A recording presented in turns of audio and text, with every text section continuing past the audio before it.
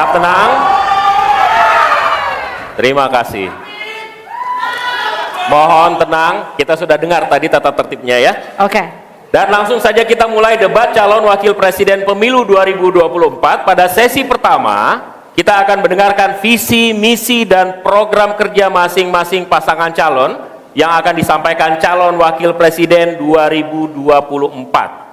Jika pada debat pertama sebelumnya penyampaian visi misi dimulai dari paslon nomor urut 1, maka debat kali ini kami persilahkan calon wakil presiden nomor urut 2, Bapak Gibran Raka Buming Raka, untuk menyampaikan visi misi dan program kerja.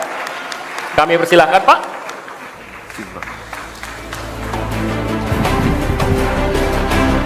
Mohon tenang, kami butuh kerjasamanya. Nanti ada waktunya tepuk tangan.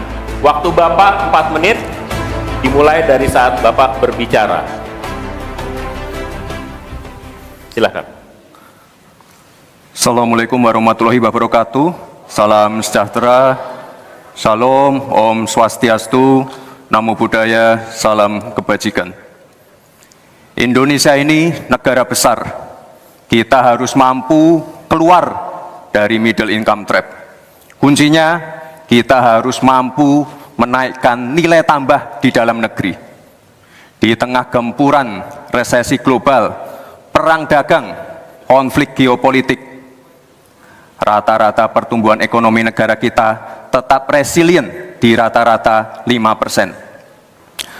Pertumbuhan ekonomi yang berkualitas didukung dengan penurunan angka pengangguran, angka kemiskinan, penurunan angka Gini rasio, dan juga angka inflasi yang terkendali. Bapak Ibu yang saya hormati, teman-teman sesama anak muda, lalu apa agenda ke depan? Kita akan lanjutkan hilirisasi, bukan hanya hilirisasi tambang saja, tapi juga hilirisasi pertanian, hilirisasi perikanan, hilirisasi digital, dan lain-lain. Kita lanjutkan juga pemerataan pembangunan yang tidak lagi Jawa sentris. Kita genjot terus ekonomi kreatif dan juga UMKM. Kita punya 64 juta UMKM yang menyumbangkan 61% untuk PDB kita. Jika 4 langkah tadi bisa kita penuhi, insya Allah akan terbuka 19 juta lapangan pekerjaan. Pemerataan pembangunan itu wajib. Sekarang investasi yang ada di luar Jawa sudah ada 53%. Pembangunan IKN yang berkelanjutan ini akan membuka titik pertumbuhan ekonomi baru, akan membuka akses dan juga konektivitas, sekaligus membuka lapangan kerja. IKN ini bukan hanya saja membangun bangunan pemerintahan, tapi juga sebagai simbol pemerataan pembangunan di Indonesia, dan juga sebagai simbol transformasi pembangunan Indonesia.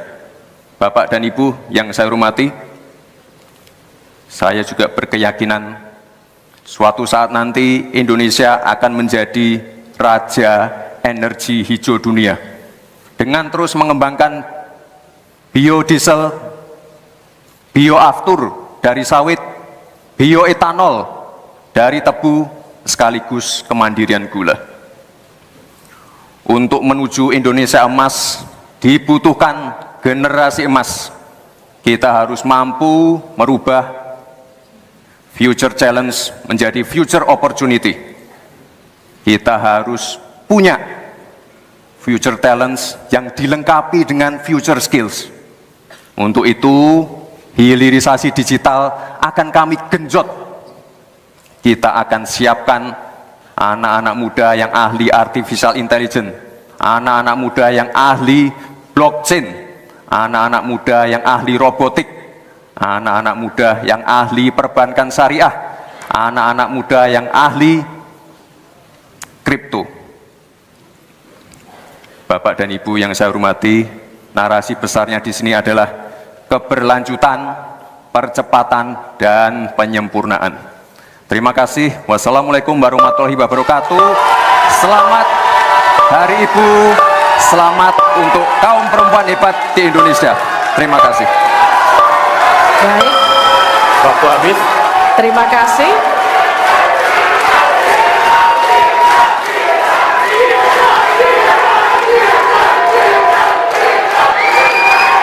Baik, cukup. Boleh tenang? Kita lanjutkan. Cukup ya. Terima kasih Bapak Gibran Raka Buming Raka. Kami persilahkan Pak Gibran untuk kembali ke tempat. Kembali dulu Pak. Harap tenang, kita lanjutkan. Selanjutnya kami persilakan calon wakil presiden nomor urut 3, Bapak Mahfud MD, untuk naik ke atas panggung dan menyampaikan visi, misi, dan program kerja.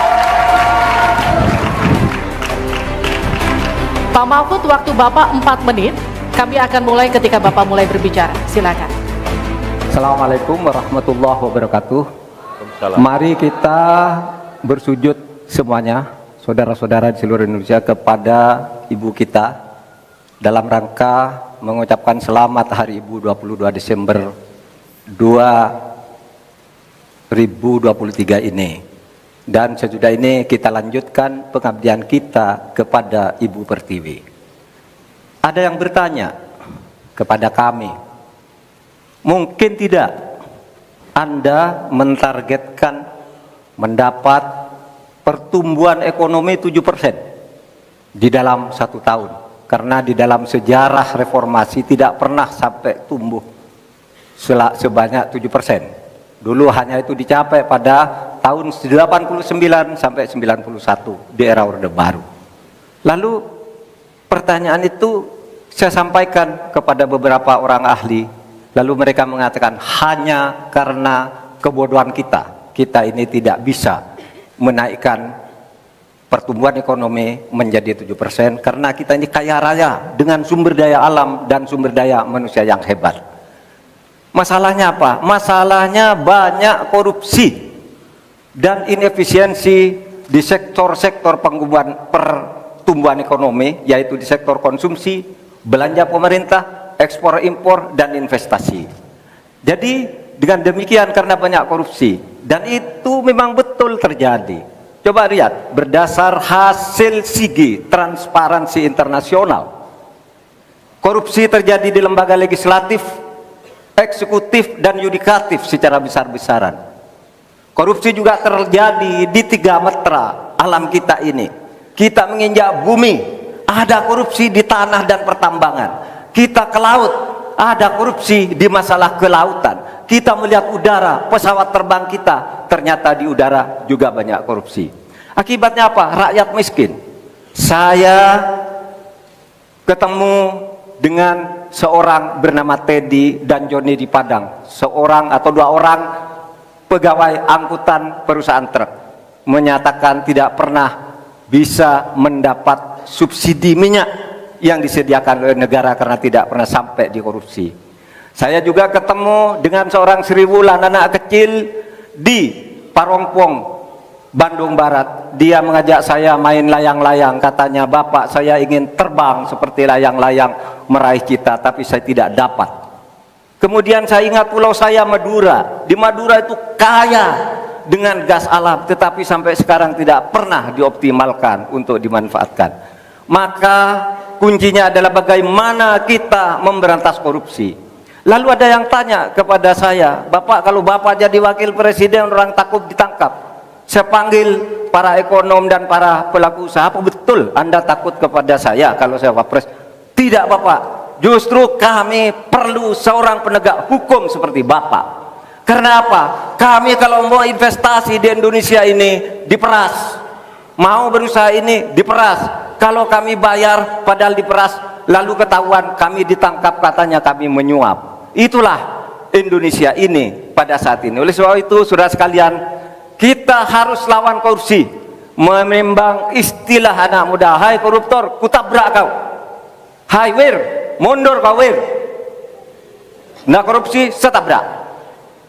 Saudara sekalian, ini semua dalam rangka agar terjadi pemerataan seperti ketentuan pasal 3 Undang-Undang Dasar. Di Al-Quran disebut, kaila yakuna dulatan bainal yang jangan biarkan kekayaan itu hanya beredar di antara Mohon orang maaf, kaya. waktu Bapak Selesai. habis. Baik, terima kasih Pak Mahfud. Silakan kembali Pak.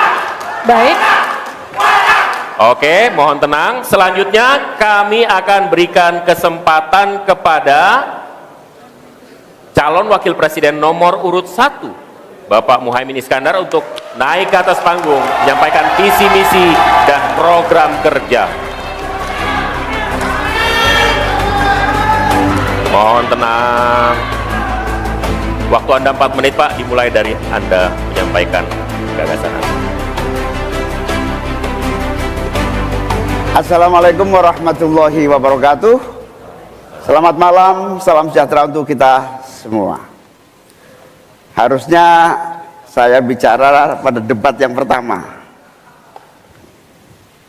tapi hari ini saya sungguh bersyukur akhirnya bisa bertemu. Tapi jangan salah paham, bukan karena saya ambisi jadi presiden, tapi karena saya punya pelajaran yang penting selama saya berjuang di politik.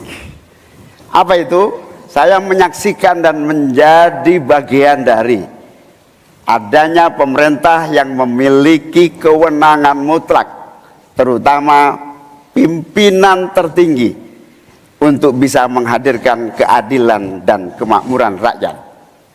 Inilah yang disebut sebagai selepet, menjadi bagian dari kewenangan untuk menghadirkan kemakmuran dan keadilan. Selepet itu seperti sarung yang saya bawa ini, bisa di kalangan santri bisa membangunkan yang tidur, menggerakkan yang loyo, dan sekaligus mengingatkan yang lalai. Alhamdulillah, Gusti Allah memberi kesempatan saya untuk bersama-sama Mas Anies yang memiliki pemikiran yang sama untuk terwujudnya perubahan dan perbaikan.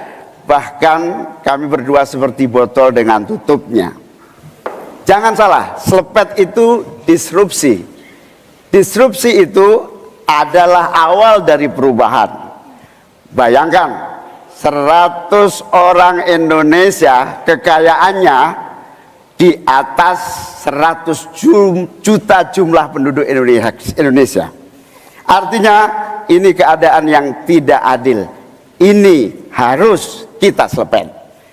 Kita juga harus punya keyakinan bahwa 100 orang yang kaya ini kita pajakin bersamaan dengan kita turunkan pajak kelas menengah di Indonesia.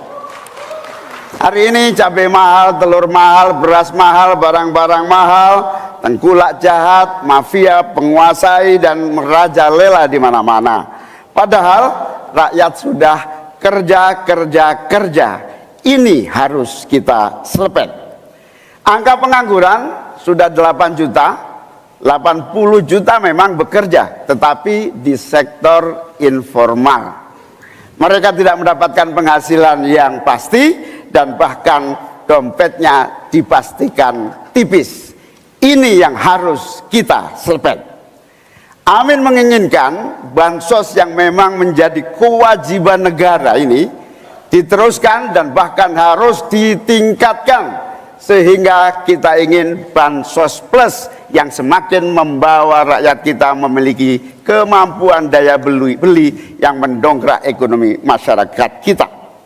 Insya Allah Amin akan memastikan 5% anggaran dari APBN atau sekitar 150 triliun kita khususkan untuk kamu kaum muda Indonesia, kamu yang memiliki energi besar untuk menjadi bagian terdepan bagi kemajuan bangsa kita. Salah satunya adalah kamu, kredit usaha anak muda yang diberi kesempatan untuk mengakses sebanyak-banyaknya menjadi pelaku ekonomi yang baik. Kita akan hadirkan bagaimana agar desa-desa tumbuh berkembang. Insya Allah 5 miliar per desa akan kita wujudkan tiap tahun bagi pembangunan nasional kita. Kita juga akan siapkan seluruh bantuan-bantuan yang memungkinkan tumbuh menjadi maju. Waktunya. mohon maaf, waktu Anda habis, Bapak. Terima kasih Pak, kembali ke tempat. Terima kasih. Berikan aplaus dan apresiasi untuk 3 calon wakil presiden yang sudah menyampaikan visi, misi, dan program mereka. Debat kedua calon wakil presiden pemilu 2024. Bapak Ibu sekalian, calon wakil presiden akan menjawab pertanyaan yang telah dibuat oleh tim panelis. Ada 11 panelis yang disiapkan oleh KPU dan selama kurang lebih 1 hari kemarin mereka menyiapkan sejumlah pertanyaan, tapi tentu saja tidak semua pertanyaan yang disiapkan akan ditanyakan, karena itu akan ada mekanisme tertentu sehingga nanti beberapa pertanyaan akan disampaikan tentu saja sesuai dengan subtema yang sudah ditetapkan. Ya, dan untuk memastikan debat berlangsung adil, pertanyaan masing-masing subtema akan diundi. Dan untuk memulai segmen debat, berkenan para calon wakil presiden untuk naik ke atas panggung dan menempati podium masing-masing. Kami persilakan Bapak. Pak Muhaimin, Pak Gibran, Pak Mahfud, kami persilakan.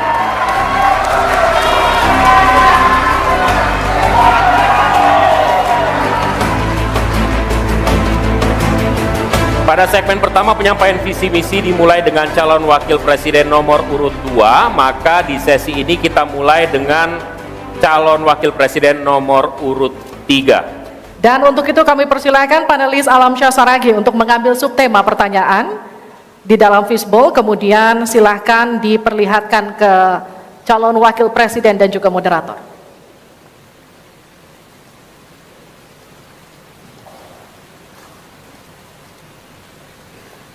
Dimasukkan ke tempat yang kosong, tidak apa-apa Pak. Iya. Tarik saja biar cepat. Yes. Silakan diperlihatkan ke calon wakil. Hanya cukup di tempat Bapak, diangkat saja Bapak. Baik, tolong dihadapkan ke kami Bapak. Ekonomi kerakyatan digital. Ekonomi kerakyatan digital, oke. Kami akan undang kemudian Bapak Aditya Wardono untuk mengambil undian daftar pertanyaan dari fishbowl. Apakah A, B, atau C? Silakan dibuka Pak. Yes. C. Jadi ekonomi kerakyatan digital C. Kita akan buka amplop pertanyaan, Bapak, masih disegel amplopnya. Dan kami ingatkan kepada calon wakil presiden untuk mendengarkan dengan seksama, karena pertanyaan hanya akan dibacakan 1 kali.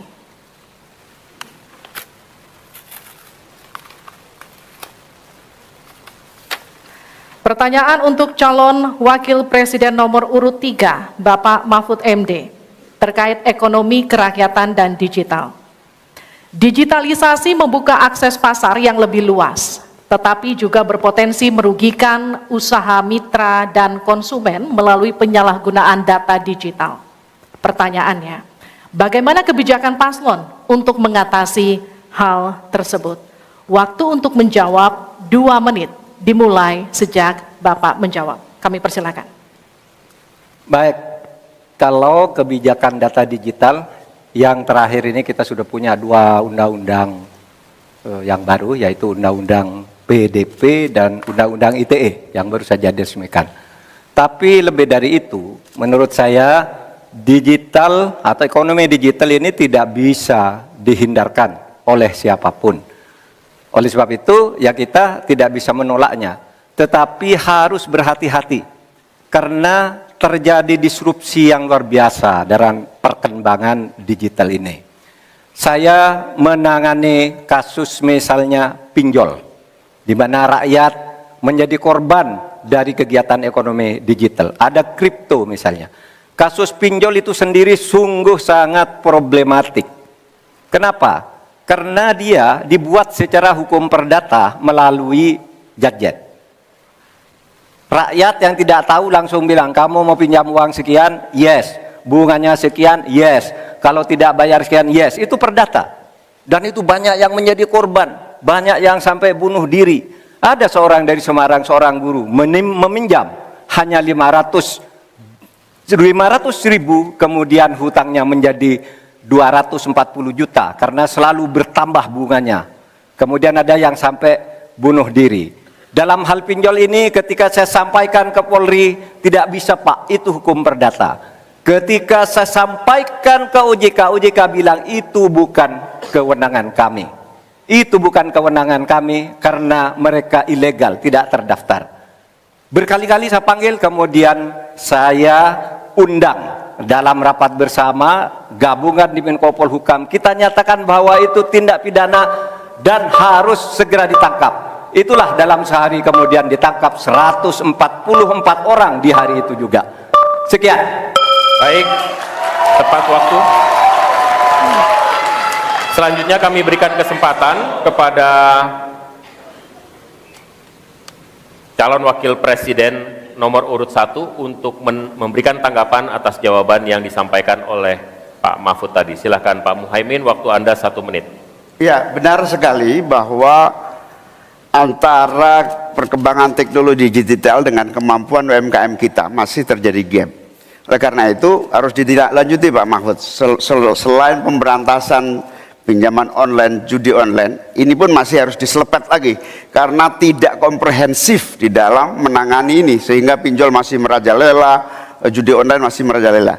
Yang lebih penting dari itu Pak Mahfud, bahwa sebetulnya kemampuan untuk masuk pada dunia digital membutuhkan bantuan dari pemerintah untuk turun tangan. Menangani apa? Mulai dari literasi digital untuk UMKM, yang kedua membantu push pemasaran bagi keberlangsungan UMKM menghadapi persaingan yang sangat ketat.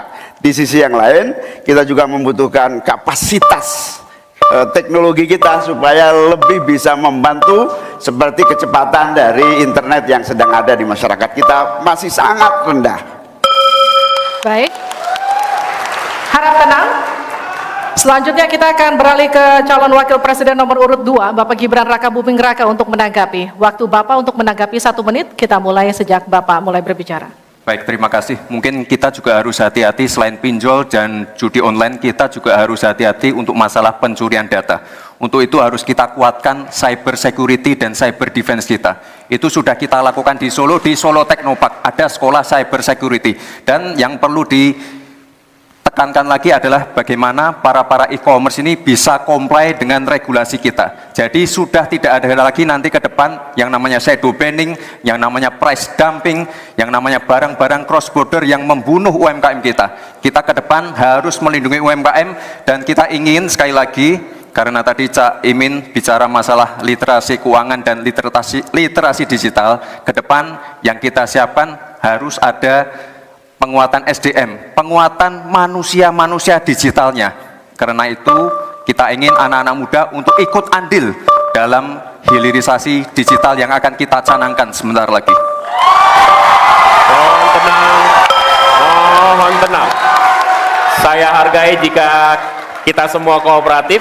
Terima kasih. Saya berikan kesempatan kepada Pak Mahfud kembali untuk memberikan tanggapan atas tanggapan dari jawaban Bapak yang sudah disampaikan oleh Pak Muhaimin dan Pak Gibran. Waktu Anda 1 menit untuk menanggapi, dimulai dari Bapak menyampaikannya. Alhamdulillah, apa yang diusulkan, ditambahkan oleh Cak Imin dan Mas Gibran itu sudah ada di visi misi kami semuanya. Tinggal baca itu. Misalnya kalau bicara infrastruktur agar bisa merata tapi aman, kadang-kala kita bicara infrastruktur itu hanya jembatan, rumah, gedung dan sebagainya. Padahal ada 3 infrastruktur yang harus dibangun.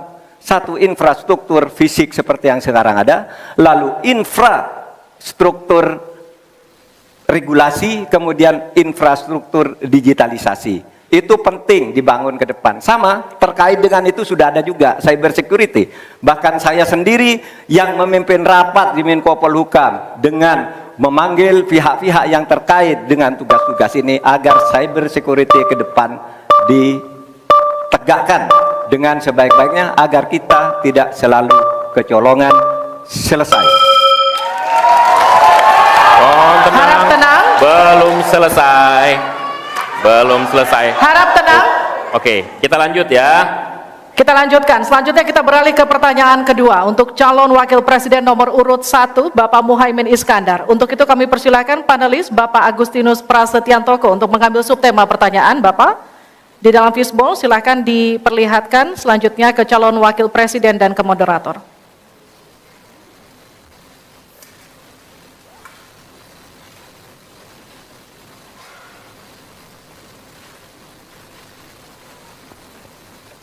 Investasi. Selanjutnya kami mengundang Bapak Fauzan Ali Rashid untuk mengambil undian huruf A, B, atau C. Kita lihat. Huruf A. Baik, terima kasih Pak.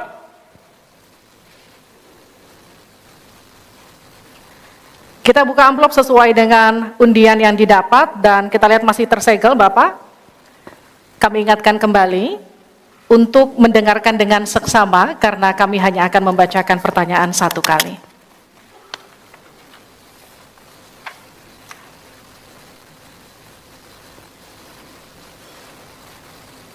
Pertanyaan untuk calon wakil presiden nomor urut 1, Bapak Muhaimin Iskandar, dengan subtema investasi. Kontribusi usaha menengah terhadap ekonomi kita sebesar 13%, sementara Thailand mencapai 18% dan Singapura 22%. Pertanyaannya, bagaimana strategi paslon meningkatkan investasi untuk usaha menengah dan mendorong usaha kecil naik kelas? Waktu Bapak untuk menjawab 2 menit dimulai sejak Bapak berbicara. Silakan. Terima kasih. Investasi salah satu yang paling penting buat pertumbuhan ekonomi kita. Dan investasi tidak akan ada masuk ke tanah air kita apabila tidak kita bangun trust, kepercayaan internasional, kepercayaan dalam negeri. Dengan apa? Dengan kepastian hukum dan terjaganya kestabilan usaha yang berkembang di masyarakat kita. Di sisi yang lain, investasi juga masih sangat tertutup. Kita ingin investasi ini begitu terbuka dan tidak hanya berkonsentrasi kepada investasi yang menumpuk pada sektor-sektor tertentu atau padat modal. Kita perlu menggeser investasi ini menjadi padat karya yang bisa melibatkan seluruh anak bangsa ini mendapatkan pekerjaan. Di sisi yang lain, di lain halnya investasi yang transparan akan membuka akses usaha kecil dan menengah untuk terlibat di dalam proses investasi yang masuk ke dalam negeri maupun yang ada di masyarakat. Kedua, agar investasi ini bisa masuk buat kalangan UMKM dan seluruh pelaku usaha kecil, maka kita harus kuatkan kapasitas dan kualitas produksi dari UMKM kita, sekaligus tanggung jawab pemerintah ini meyakinkan sekaligus memberi fasilitas kemampuan pemasaran untuk meyakinkan para calon investor baik di dalam negeri maupun dari luar negeri. Yang lebih penting dari itu adalah kepastian hukum, termasuk di dalamnya adalah jaminan akan investasi tidak akan disalahgunakan atau tidak menjadi beban baru, dalam artian investasi mengandung kecurigaan kerugian yang itu diakibatkan kepercayaan yang menurun. Kredibilitas pemerintah hukum harus ditegakkan untuk membangun trust agar semua yang investasi merasa aman. Cukup, waktu Anda habis. Terima kasih, mohon tenang. Kita mulai untuk meminta tanggapan dari calon wakil presiden nomor urut 2 terlebih dahulu, Pak Gibran. Silakan. Baik, terima kasih Gus Muhaimin. Mungkin PR kita ke depan adalah bagaimana kita bisa menurunkan indeks ICOR kita. Kita ingin indeks ICOR kita turun ke angka 4 atau 5%, sehingga investasi akan naik dan akan menumbuhkan trust juga dari para calon-calon investor. Lalu ini yang perlu kita garis bawahi. Kita ingin akses untuk logistik harus terkoneksikan sehingga distribusi bisa menurun. Lalu untuk UMKM ini memang PR kita ke depan juga. Kita ingin memperbanyak inkubasi sehingga UMKM kita bisa naik kelas. Kita dampingi dari A sampai Z, kita dampingi dari packagingnya, dari brandingnya, dari marketing ownernya. Setelah selesai, kita dampingi lagi permodalannya. Setelah selesai, kita dampingi lagi untuk bisa mendapatkan off-taker. Terima kasih. Waktu Anda masih tersisa, Bapak. Mohon tenang. Cukup? Cukup? Baik. Selanjutnya saya berikan kesempatan kepada Calon Wakil Presiden nomor urut 3, Pak Mahfud. Caimin, calon wakil presiden paslon 1. Begini, yang Bapak sampaikan itu tadi saya kira itu sangat normatif. Seharusnya begitu. Di lapangan Pak, investasi itu sulit loh Pak. Prosedurnya bertele-tele, ada konflik of interest di mana pejabat yang ngurus itu misalnya harus mendapat sesuatu tapi disalurkan lewat si A, itu laporan yang masuk ke saya. Ada urusan harusnya diinvestasikan untuk rakyat, itu malah disentralisasi ke negara, dibuat PT sendiri lalu diurus sendiri, rakyatnya tidak kebagian. Nah itu yang sering saya dapat laporan dari berbagai tempat. Minta izin misalnya untuk UMKM misalnya, berapa? Perlu 24 meja Pak untuk mendapat izin UMKM. Pertanyaan saya, instrumen hukum apa yang Pak Imin bisa sediakan untuk menjawab itu semua? Selesai. Baik, terima kasih. Tenang, nanti ada saatnya untuk memberikan aplaus. Selanjutnya kita akan ke calon wakil presiden nomor urut 1, Bapak Muhaimin Iskandar, untuk menanggapi kembali. Waktu Anda 1 menit, kita mulai. Memang apa yang disampaikan Pak Gibran, selain kita bantu permodalan dan kapasitas untuk produksi yang meyakinkan para investor masuk, ada prasyarat-prasyarat mutlak yang disiapkan pemerintah.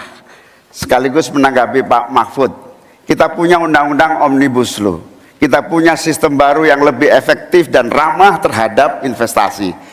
Tetapi sekali lagi, pemerintah terlampau lambat dalam mengimplementasikan itu semua, sehingga harus kita selepet supaya lebih cepat lagi menyediakan sarana dan prasarana bagi percepatan izin. Berbelit-belitnya izin saya setuju, menjadi penyebab utama trust itu hilang. Nah, kita harus membenahi pada wilayah pemerintahan kita yang harus memberikan satu sarana infrastruktur yang memadai. Saya setuju, logistik menjadi salah satu kunci pentingnya. Logistik yang menyambungkan antara kebutuhan murahnya angkut barang sehingga investasi Cukup, waktu Anda habis. Harap tenang, kita lanjutkan. Kita masih lanjut. Selanjutnya kita akan beralih ke pertanyaan untuk calon wakil presiden nomor urut 2, Bapak Gibran Rakabuming Raka. Untuk itu kami persilahkan panelis Ibu Henry Saparini untuk mengambil subtema. Silakan Ibu. Dan silakan diperlihatkan kepada calon wakil presiden dan juga ke moderator.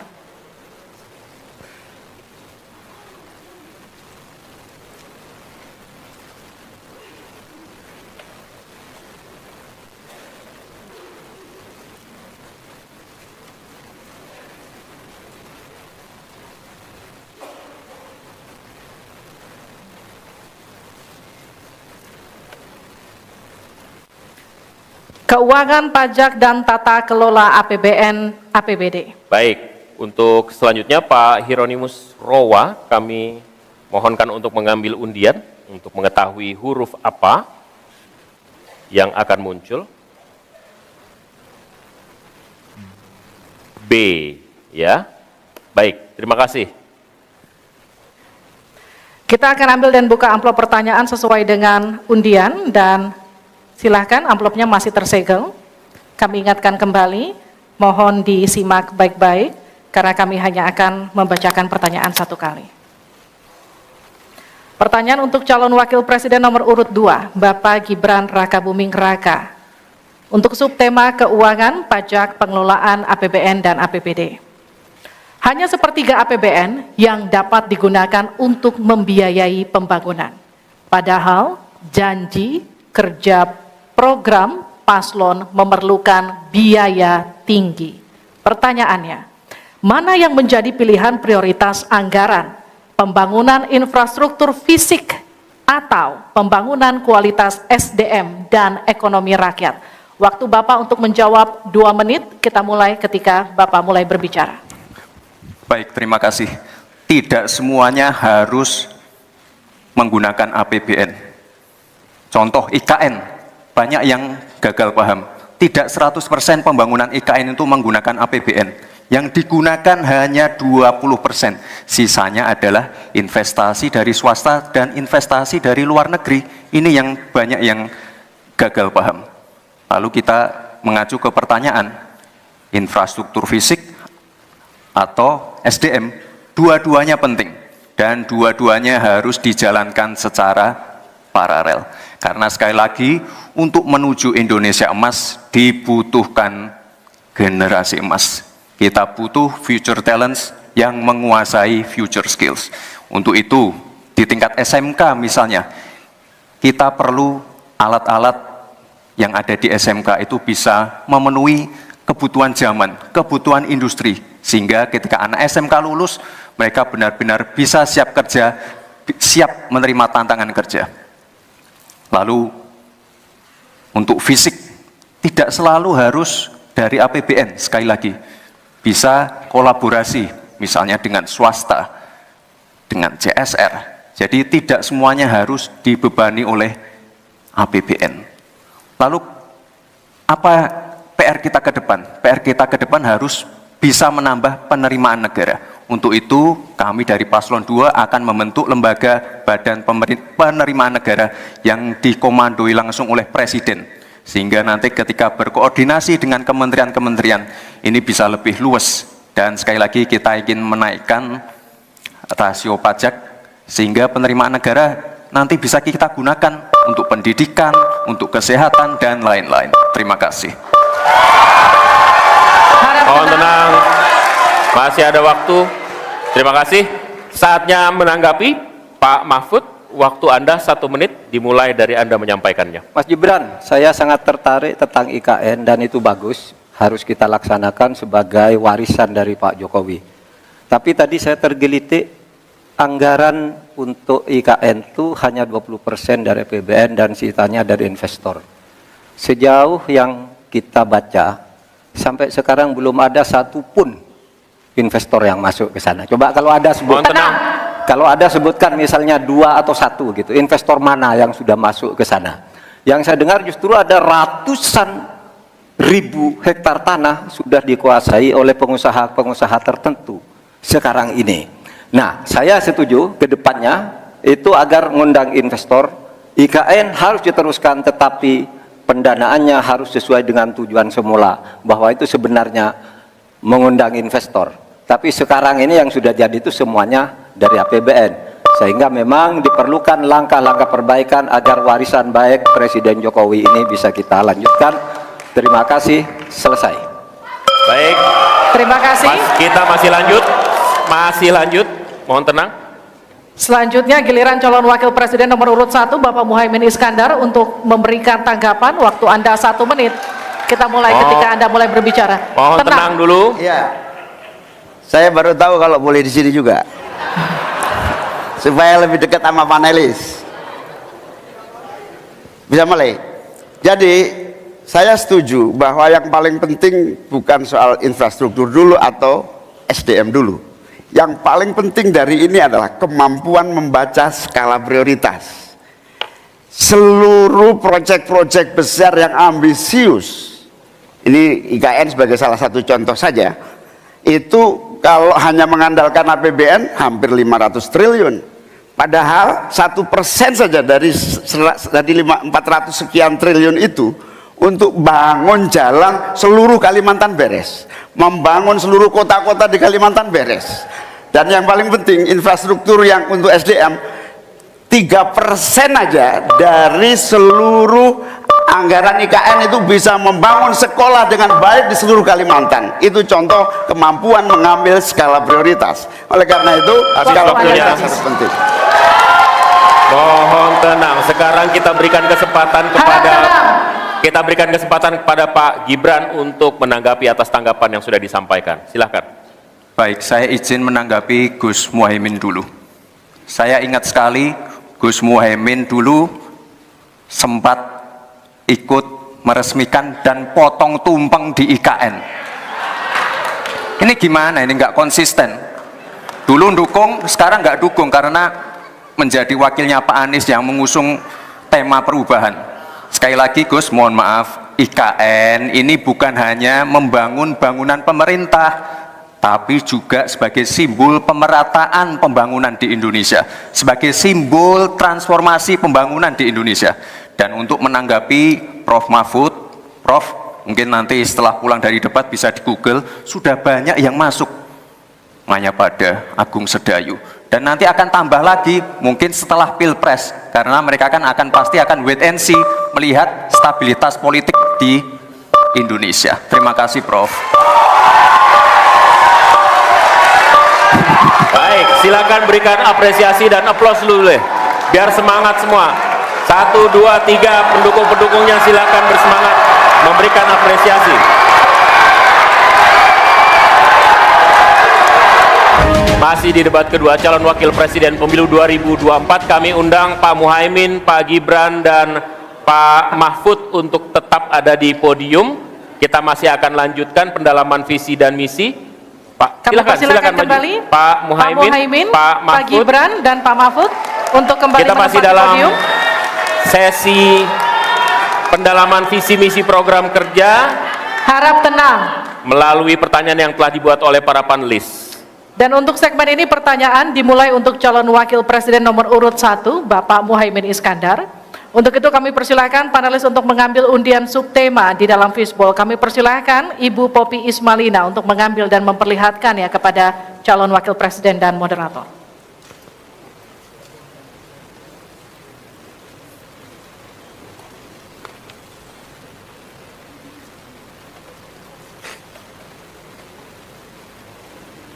Silakan diperlihatkan. Oke. Perkotaan. Baik, selanjutnya Ibu Retno Agustina Eka Putri untuk mengundi huruf A, B, atau C.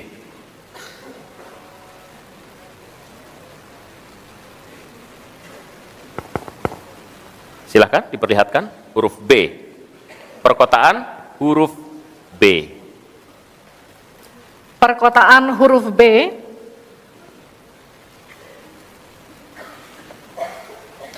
Kita akan buka amplop pertanyaan yang masih disegel. Dan kami kembali ingatkan kepada para calon wakil presiden untuk mendengarkan dengan seksama, karena kami hanya akan membacakan pertanyaan satu kali. Pertanyaan untuk calon wakil presiden nomor urut 1, Bapak Muhaimin Iskandar. Dengan subtema perkotaan. 56% penduduk Indonesia tinggal di perkotaan dan mencapai lebih dari 70% di tahun 2045. Permasalahan akan semakin kompleks, seperti transportasi publik, sampah, dan kawasan kumuh. Pertanyaannya, bagaimana strategi paslon menyiapkan instrumen fiskal khusus untuk mengatasi masalah tersebut? Waktu Bapak untuk menjawab 2 menit. Kita mulai ketika Bapak mulai berbicara. Silakan. Terima kasih. Perkotaan ini menjadi kebutuhan untuk terus menjadi bagian dari pembangunan nasional kita. Di antara kebutuhan pokok dari perkotaan ini adalah infrastruktur yang memadai. Dan dalam kerangka agar tidak terjadi penumpukan penduduk di dalam satu perkotaan, maka pembangunan perkotaan harus dibikin merata di berbagai tempat. Kami memiliki satu tekad bahwa di dalam pemerintahan yang akan datang minimal harus dibangun 40 kota baru yang selevel dengan Jakarta, dengan kemampuan menampung jumlah penduduk, memberikan sarana dan prasarana yang memadai, sekaligus kemampuan untuk terjaganya lingkungan yang memungkinkan untuk sehat, termasuk kehidupan yang memberikan kenyamanan bagi seluruh penduduknya, di mana perumahan tidak terlampau jauh dari pusat-pusat pekerjaan, di mana akses pendidikan bisa sampai pada yang dibutuhkan. Sementara fiskal yang dibutuhkan, kita harus pandai-pandai mengambil prioritas. Sekali lagi, kita bukan setuju atau tidak setuju IKN. Yang paling penting adalah prioritas kepemerataan dan keadilan agar terbangun kota-kota sehingga sarana air bersihnya terwujud. Balikpapan kasihan, Banjarmasin kasihan, Pontianak kasihan. Karena apa? Kota-kota ini dalam waktu singkat bisa kita sulap menjadi lebih baik. Karena apa? Fiskal yang kita sediakan dirata adilkan di masing-masing perkotaan. Terakhir, bahwa perkotaan membutuhkan pendanaan, kita harus libatkan investasi swasta yang kita beri kepercayaan lebih baik lagi. Terima kasih. Saya berikan kesempatan kepada Pak Gibran, Cawapres nomor 2 untuk menanggapi. Waktu Anda 1 menit, silahkan. Gus Muhaimin ini agak aneh ya. Pengen bangun kota selevel Jakarta tapi nggak setuju sama IKN. Tapi ya monggo lah ya, nggak apa-apa. Yang jelas untuk permasalahan perkotaan kita harus menggarap transportasi umumnya. Kita pastikan transportasi umum ini aman, nyaman, terutama bagi kaum disabilitas, lansia, dan anak-anak. Lalu kita pastikan transportasi umum ini ada digitalisasinya. Sekarang kan sudah ada teman bus. Nah ini harus kita replikasi di beberapa kota juga. Lalu untuk mungkin di level-level kota kecil kita pakai skema buy and the service sehingga masyarakat bisa mencoba menggunakan transportasi umum secara gratis. Lalu untuk masalah kumuh, nah ini perlu kolaborasi. BSPS dari Kementerian PUPR, RTLH dari Pemda, dan juga CSR dari swasta. Terima kasih. Harap tenang. Terima kasih. Waktu Anda masih tersisa? Habis? Cukup. Ya. Selanjutnya calon wakil presiden nomor urut 3, Bapak Mahfud MD untuk menanggapi. Waktu untuk menanggapi 1 menit, Bapak. Kita akan mulai ketika Bapak mulai berbicara. Silakan. Ya, Cak Imin, saya agak kaget juga mau membangun 40 kota selevel Jakarta. Ya, apa itu bisa dilaksanakan 5 tahun Bapak menjadi presiden dan wakil presiden? Berapa kota dalam 5 tahun? Ini IKN aja sudah puluhan tahun baru dilaksanakan, itu pun yang investasi baru dalam bentuk janji, belum ada yang melaksanakan. Nah gitu kan. Lalu saudara 40. Luar biasa menurut saya, 40 kota selevel Jakarta yang sudah metropolitan seperti itu. Lalu juga pembiayaannya menurut Pak Muhaimin. Kalau nanti kita membentuk 40 kota itu, pembiayaannya itu APBN, APBD, atau perlukah lembaga khusus seperti tadi ditanyakan oleh panelis melalui moderator. Ini perlu dijawab dulu agar semuanya tidak spekulatif. Selesai. Baik. Mohon maaf, waktu Anda habis. Kami akan kembalikan ke Pak Muhaimin. Mohon tenang, belum selesai. Pak Muhaimin, waktu Anda untuk menanggapi atas tanggapan dari Pak Gibran dan Pak Mahfud. Waktu Anda, silakan. Ya, yang saya sampaikan seperti Jakarta itu memiliki standar upaya sampai menuju Jakarta, di mana tentu kota-kota yang potensial cukup disentuh dengan beberapa anggaran yang menumbuh kembangkan. Misalnya Pontianak, 1 tahun cuma 1 triliun. Bagaimana kalau 1 tahun kita bisa investasikan pengembangan kota hingga 3 triliun, 5 triliun. APBN kita cukup. Apalagi kalau seperti yang sampaikan Pak Gibran tadi, melibatkan berbagai cara pembiayaan yang melibatkan baik itu swasta maupun CSR. Jadi apa yang saya sampaikan selevel Jakarta itu target utama. Tetapi yang lebih penting dari itu adalah infrastruktur yang dibutuhkan dipersiapkan dari potensi yang sudah ada. Sehingga dalam waktu singkat kota-kota 40 kota itu benar-benar sudah menggunakan potensi yang sudah dimiliki yang ada. Habis. Harap tenang, nanti kita akan berikan waktu untuk aplaus.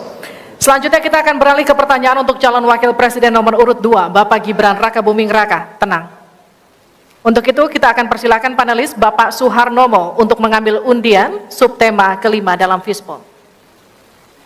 Silakan diperlihatkan ke calon wakil presiden dan ke moderator Bapak.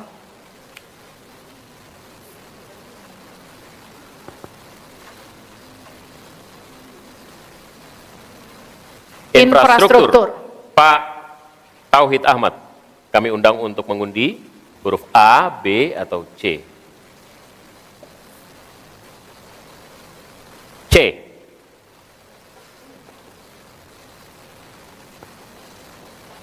Infrastruktur huruf C. Masih tersegel Bapak.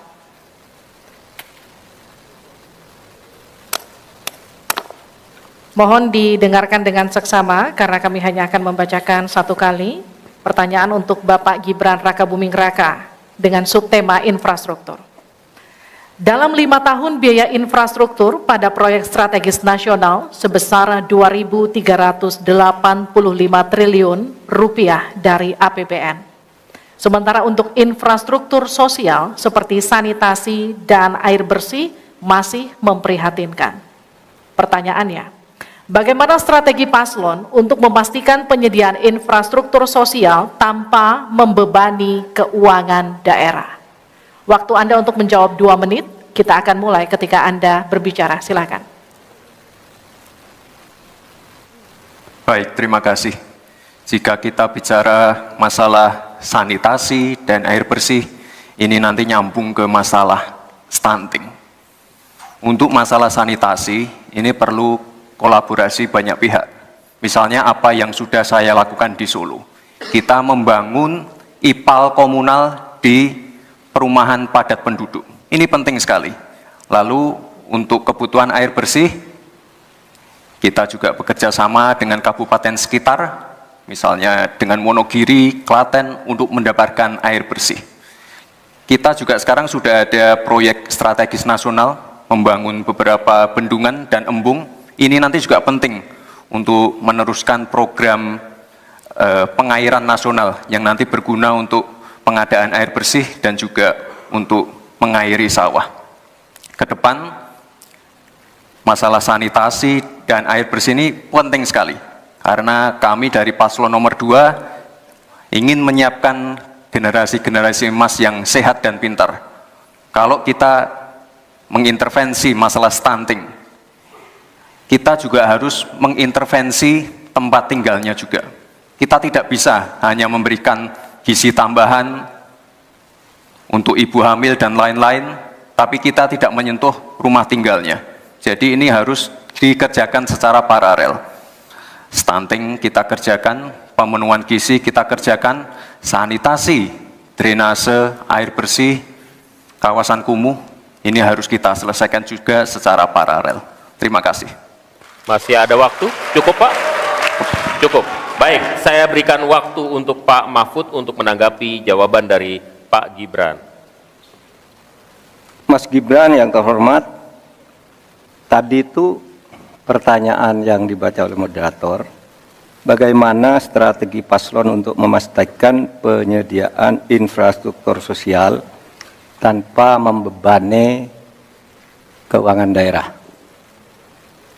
Kayaknya belum terjawab. Tadi yang dijawab tuh infrastruktur fisik semua tuh. Infrastruktur itu kan ya ada infrastruktur sosial, ya itu yang penting. Kemudian regulasi. Bagaimana Anda menyiapkan regulasi sekarang ini agar semua itu bisa berjalan dengan baik?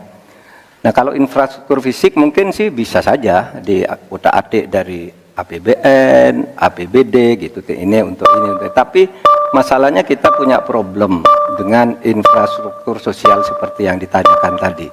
Nah, itu saya kira yang perlu dijelaskan lebih jauh. Selesai. Waktu Anda habis, baik, kita akan ke calon wakil presiden nomor urut 1, Bapak Muhaimin Iskandar untuk menanggapi, waktunya 1 menit. Infrastruktur yang disampaikan Pak Gibran menjadi bagian dari yang perlu disediakan. Tapi infrastruktur sosial atau infrastruktur kerakyatan, pada dasarnya kita bisa melibatkan semua pihak untuk hadir dan memberikan solusi.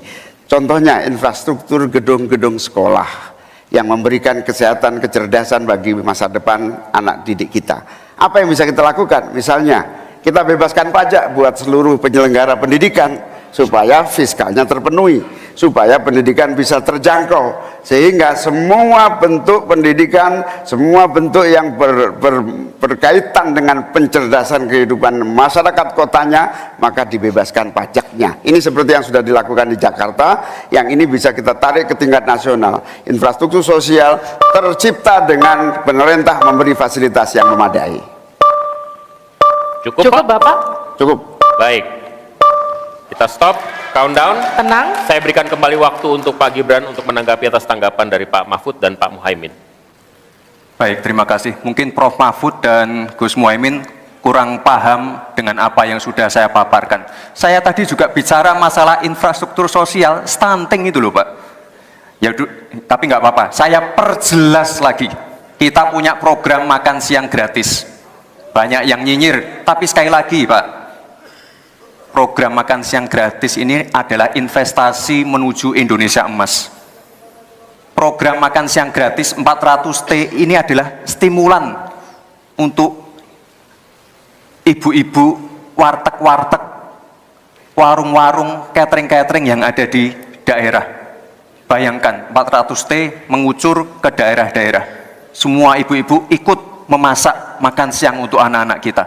Itu Pak yang saya maksud dengan infrastruktur sosial. Program makan siang gratis, investasi ke depan untuk menuju Indonesia emas. Terima kasih. Tenang. Baik, kita akan masih lanjut. lanjutkan. Harap Kita tenang, masih kita lanjut. akan lanjutkan. Selanjutnya kita akan beralih untuk pertanyaan calon wakil presiden nomor urut 3, Bapak Mahfud MD. Untuk itu kami persilakan panelis Bapak Yose Rizal Damuri untuk mengambil undian subtema ke-6 dalam Fishbowl.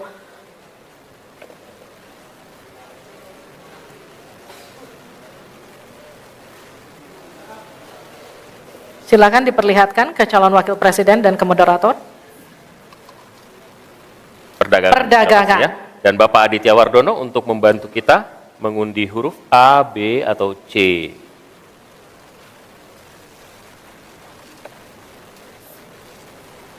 Perdagangan C. Terima kasih. Perdagangan huruf C, Pak Mahfud. Masih tersegel.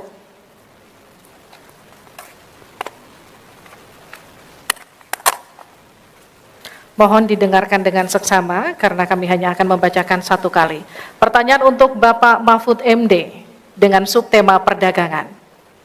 Untuk meliberalisasi perekonomian, Indonesia telah meratifikasi lebih dari 25 perjanjian perdagangan bebas. Tetapi pemanfaatannya belum optimal untuk mendorong ekspor dan investasi. Pertanyaannya, bagaimana strategi paslon untuk mengoptimalkan pemanfaatan perjanjian-perjanjian tersebut guna meningkatkan ekspor dan memperkecil defisit neraca perdagangan? Waktu Bapak untuk menjawab 2 menit, kami persilakan ketika Bapak mulai berbicara. Baik, menurut saya untuk mengoptimalkan pemanfaatan perjanjian-perjanjian, saudara sekalian, saya dan Mas Ganjar kebetulan Ganjar Mahfud ini sudah berdiskusi lama tentang ini. Sekurang-kurangnya ada 3 hal yang menjadi strategi kami. Pertama, mengutamakan diplomasi ekonomi. Sehingga para duta besar yang ada di luar negeri itu, menurut Pak Jokowi pada saat awal-awal kami dilantik, duta besar itu adalah duta ekonomi. Optimalkan diplomasi ekonomi dengan negara-negara lain. Yaitu. Kemudian yang kedua, juga kami akan melakukan perdagangan untuk mengintegrasikan perdagangan nasional kita ini ke perdagangan global. Sehingga memenuhi standar-standar internasional untuk setiap apa yang kita punyai, mau dimasukkan ke dunia global itu sudah jelas, standarnya bisa diterima. Gitu. Dan kita juga membuat regulasi di sini, agar tidak misalnya upaya perdagangan kita lalu diblokir atau dicurangi oleh teman-teman kita sendiri, pelaku-pelaku ekonomi di dalam yang berintegrasi atau berkoalisi dengan pejabat-pejabat publik. Kemudian, saudara kalian, kami akan mengutamakan penguatan ekonomi nasional agar ekonomi nasional itu juga bisa tumbuh ke dalam, sehingga nantinya masuk dengan strategi kedua tadi, bahwa kualitas barang dagangan kita itu bisa diterima di luar negeri dan produktif, sehingga juga tidak susah misalnya untuk diterima oleh dunia internasional. Saya kira itu bagian strategi yang sudah kami diskusikan dan selesai. Terima kasih Pak Harap tenang. Mahfud. Saya persilakan Pak Muhaimin untuk menanggapi jawaban dari Pak Mahfud tadi. Ya, Pak Mahfud, kalau diplomasi sebagai pemasaran itu normatif ya. Ini sudah menjadi pengetahuan umum. Yang paling penting itu adalah bagaimana nyelepet para diplomat berubah wajah menjadi pemasar-pemasar yang tangguh. Diplomasi pemasaran yang ekspansif itu tidak kita miliki. Karena memang seluruh cara kerja diplomasi kita masih politik dan sangat normatif. Yang kedua, kita bisa hadir di dalam dunia perdagangan global kalau kualitas produksi dalam negeri kita juga punya standar yang baik. Saya sampai hari ini sangat prihatin, kita tidak ada satupun yang terus mengupgrade secara masif kualitas dan standar, semuanya kayak dibiarkan tumbuh sendiri-sendiri gitu. Tidak ada satu gerakan yang lebih terstruktur, baik dari Menteri Perdagangan, Menteri Koperasi UKM, dalam satu gerakan meningkatkan kualitas berstandar internasional. Cukup Bapak? Harap tenang. Selanjutnya kita akan ke calon wakil presiden nomor urut 2, Bapak Gibran Rakabuming Raka untuk menanggapi. Waktunya 1 menit, silahkan. Baik, terima kasih. Paslon nomor 1 dan 3 sudah bicara masalah diplomasi. Saya akan memberikan solusi yang konkret aja, paling konkret, hilirisasi. Kita jangan mau lagi mengirim barang mentah. Kita harus mampu meningkatkan nilai tambah dalam negeri. Saya kasih contoh, nikel. Dulu sebelum ada hilirisasi, kita ekspor hanya 3 miliar US dollars. Sekarang setelah hilirisasi bisa menjadi 33 miliar US dollars. Ini saya baru bicara masalah nikel loh Pak, belum bicara masalah tembaga, boksit, timah, dan lain-lain. Konkret, jelas, singkat, padat, jelas. Terima kasih. Waktu Anda masih tersisa? Cukup? Cukup Bapak? Cukup. Baik. Baik. Kami kembalikan ke Pak Mahfud untuk menanggapi. Ya. Baik, terima kasih. Ini masalah diplomasi. Diplomasi Harap itu tenang. normatif. Mohon tenang. Sebenarnya, saudara sekalian, kalau diplomasinya selama tidak jalan, saya kira sistem rekrutmen diplomat sekarang ini harus ditinjau ulang. Dulu-dulu diplomat-diplomat kita tuh bagus. Ya, sekarang ini kadang-kala ada titipan dari partai. Kalau belum dari partai belum masuk, itu tidak disahkan. Di DPR partai ini belum masuk. Nah, sesudah bertugas tidak jelas, dia tidak ngerti, tidak punya pengertian dasar-dasar diplomasi. Sehingga kalau saya diberi kewenangan, nanti diplomasi ini diatur kembalilah rekrutmennya itu, betul-betul orang yang memenuhi syarat. Nah, soal hilirisasi itu sudah masuk sebenarnya Mas Gibran. Saya tadi kan bicara soal penguatan ketahanan ekonomi nasional. Itu di dalamnya memang sudah ada hilirisasi dan industrialisasi yang aman lingkungan. Itu selesai. Terima kasih, kita berikan apresiasi untuk ketiga calon wakil presiden kita di pemilu 2024. Dan kami persilakan para calon wakil presiden untuk kembali ke tempat duduk masing-masing. Silakan Bapak. Di segmen selanjutnya, ini seharusnya segmen yang kita tunggu-tunggu karena setelah ini mereka akan saling bertanya dan memberikan tanggapan. Interaksi antar kandidat akan dapat Anda saksikan di segmen selanjutnya dalam debat kedua calon wakil presiden pemilu 2024. Anda kembali bersama kami di debat kedua calon wakil presiden pemilu 2024. Dan sebelum kita memulai segmen ini, kami mau mengucapkan apresiasi yang setinggi-tingginya kepada semua hadirin yang ada di sini. Suasana cukup kondusif. Kita berharap ini akan terus terjaga karena sesi ini sangat-sangat rentan untuk terpancing. Jadi kita sepakat dulu ya, kita komit dulu ya. Karena di sesi ini, jika sesi sebelumnya pertanyaan disiapkan oleh panelis, maka di sesi ini pertanyaan disampaikan oleh kandidat atau calon wakil presiden kepada calon wakil presiden yang lain. Betul, jawaban pertanyaan akan ditanggapi oleh cawapres penanya dan selanjutnya akan direspon kembali oleh calon wakil presiden yang menjawab. Tapi kami kembali mengingatkan kepada para calon wakil presiden untuk melakukan tanya jawab sesuai dengan tema debat, yakni ekonomi kerakyatan dan digital, keuangan, investasi, pajak, pengelolaan APBN dan APBD, perdagangan, infrastruktur, dan perkotaan. Sebelumnya kami undang Bapak-Bapak calon wakil presiden untuk maju lagi ke podium. Kita akan mulai segmen ini segera. Sesuai dengan urutan tadi, kesempatan pertama akan diberikan pada calon wakil presiden nomor urut 2, Bapak Gibran Rakabuming Raka, untuk bertanya kepada calon wakil presiden nomor urut 3, Bapak Mahfud MD. Waktu Bapak 1 menit, dimulai dari Anda berbicara. Baik, terima kasih. Ini karena Prof. Mahfud adalah ahli hukum, saya ingin bertanya bagaimana regulasi untuk carbon capture and storage. Cukup? Cukup Bapak? Baik. Baik. Silakan Bapak Mahfud untuk menjawab. Waktu Anda untuk menjawab adalah 2 menit. Kita akan mulai ketika Bapak mulai berbicara. Silakan. Baik, Mas Gibran yang terhormat, regulasi itu kalau orang ahli regulasi itu tidak harus spesifik satu persatu itu, kecuali proyek pembuatan regulasi itu sudah ada, ya. Proyek pembuatan regulasi sudah ada, kita harus buat ini baru dibuat regulasinya bagaimana. Bagaimana cara regulasinya? 1, membuat naskah akademik dulu. Naskah akademiknya apa? Naskah akademik itu kalau mengikuti pola yang sederhana aja, pakai aja kasus RUKTP namanya. Kalau di dalam ilmu perundang-undangan itu, misalnya regulasi yang sudah ada bagaimana, kalau belum ada bagaimana, kemudian opportunity-nya bagaimana, kemudian kapasitas lembaganya bagaimana, kemudian komunikasi publiknya bagaimana, kemudian ideologisnya bagaimana. Itulah yang disebut RUKTP dan prosedur tentu saja.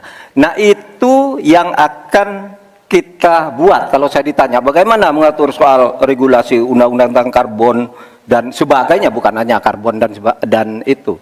Jadi itu yang akan kita lakukan. Tetapi sebenarnya ya, yang terpenting itu bagi saya, apapun yang akan kita bangun itu kan harus ada sistem pengawasan keuangan. Barangkali Mas Gibran sudah tahu atau belum tahu juga karena ini baru. Pada tanggal 9 Desember kemarin itu sudah ada sebuah sistem SIPD namanya, Sistem Informasi Pemerintahan Daerah, yang itu mengaitkan dengan APBN dan sebagainya, sehingga ada pengawasan terhadap uang itu mulai dari perencanaan, pelaksanaan sampai evaluasi dan sebagainya. Nah, itu saya kira pedoman utamanya. Selesai. Cukup. Baik. Harap tenang. Masih belum Kita selesai. lanjutkan. Ini masih belum selesai nih. Kami berikan kesempatan kembali kepada Pak Gibran untuk menanggapi. Baik, terima kasih Pak. Kalau masalah SIPD ya tentu saya tahu Pak. Saya kan wali kota Pak. Saya pasti pakai SIPD untuk perencanaan anggaran kami Pak. Tapi kembali lagi ke pertanyaan saya Pak. Pak Prof. Mahfud menjawab 2 menit. Tapi pertanyaan saya belum dijawab sama sekali Pak. Apa regulasinya Pak untuk carbon capture and storage? Simple sekali Pak pertanyaan saya Pak. Mohon dijawab Pak. Dijawab sesuai pertanyaan yang saya tanyakan Pak. Nggak perlu ngambang kemana-mana Pak. Terima kasih. Baik, cukup ya Pak ya. Kita lanjutkan. Silakan Pak Mahfud. Jadi begini Mas Gibran, di dalam ilmu hukum, misalnya saya tanya kepada Anda sekarang ya, bagaimana cara membuat aturan tentang antariksa nasional? Anda pasti tidak tahu. Jawab sekarang, coba kalau pasti tidak tahu. Karena ya, Harap tenang. karena hukum itu perlu masalahnya dulu apa yang mau dibuat. Itulah kemudian dibuat naskah akademik menurut peraturan yang sekarang ada. Di dalam Perpres itu disebutkan buat naskah akademik. Nah, akademik itu nanti dinilai bersama lalu dibahas gitu rame-rame. Nah, naskah akademik itulah yang akan menentukan bagaimana prosedur, kemudian bagaimana sebenarnya materi-materi yang diperlukan untuk itu. Apakah ini sudah ada yang ngatur cuma namanya berbeda atau tidak? Nah, itu semua kalau Anda tanya gimana sih cara membuat peraturan, ya gampang, sesederhana itu aja. Kalau Anda ditanyakan hal baru, jadi buat naskah akademik, kita diskusikan. Nah, itu sebuah prosedur karena Anda bicara membuat hukum. Selesai. Baik. Tenang. Harap tenang. Kita lanjutkan. Kalau tadi kita sudah melihat bagaimana calon wakil presiden nomor urut 2 berhadapan dengan calon wakil presiden nomor urut 3, kini adalah kesempatan untuk calon wakil presiden nomor urut 3 berhadapan dengan calon wakil presiden nomor urut 1. Silakan Pak, waktu Anda. Bertanya 1 menit. Kami persilakan Pak Mahfud. Baik, Bapak Cawapres Pak Muhaimin, saya melihat ya visi di dalam visi misi Anda itu ada rayaan ICOR 45, efisiensi akan meningkat. Nah, Pak, kalau itu bisa dicapai seperti di tahun 89-91, maka pertumbuhan ekonomi kita ini bisa mencapai 7% loh. Kalau 4 saja, Anda punya visi targetnya itu ICOR-nya 4 sampai 5. Padahal pertumbuhan dengan 4 saja itu bisa 7% pertumbuhan ekonomi nasional. Sehingga dengan demikian saya kok jadi ingin tahu kenapa di dalam visi misi Anda tingkat pertumbuhan yang ditargetkan hanya 5 sampai 65. Kok tidak berani 7? Kalau 4 apalagi sampai 5, seharusnya berani sampai 7 selesai. Silakan, waktu Anda 2 menit. Terima kasih. Kalau membuat target pertumbuhan bisa saja 7-8% bisa saja. Tetapi yang ingin kita wujudkan adalah pertumbuhan yang berkualitas dan inklusif, di mana setiap pertumbuhan itu memiliki apa yang disebut sebagai dampak langsung di dalam penyerapan tenaga kerja, di dalam peningkatan pendapatan masyarakat, di dalam satu percepatan pemerataan pembangunan. Target 5,5 sampai 6% itu dengan kalkulasi agar kalau kita tidak terlampau realistis, kita khawatir ujung-ujungnya utang luar negeri lagi. Utang luar negeri yang terlampau banyak ini mengakibatkan beban bukan hanya pemerintahan hari ini, tetapi juga anak turun kita akan mengalami banyak beban utang yang panjang. Salah satunya adalah bagaimana agar APBN kita sehat. Sekarang saja prosentasi 3.000 triliun APBN aja untuk membayar utangnya cukup tinggi, sehingga mengurangi tidak kurang dari 20% APBN kita untuk membayar utang luar negeri. Sehingga target yang berjumlah 5,5% sampai 6,5% itu realistis, yang akan tidak membebani bagi proses pembangunan kita di masa yang akan datang. Di sisi yang lain, kita pasti tahu bahwa salah satu syarat-syarat pertumbuhan yang bisa sehat itu adalah apabila investasi yang masuk juga tidak menjadi beban baru bagi pembangunan nasional kita. Apa beban baru itu?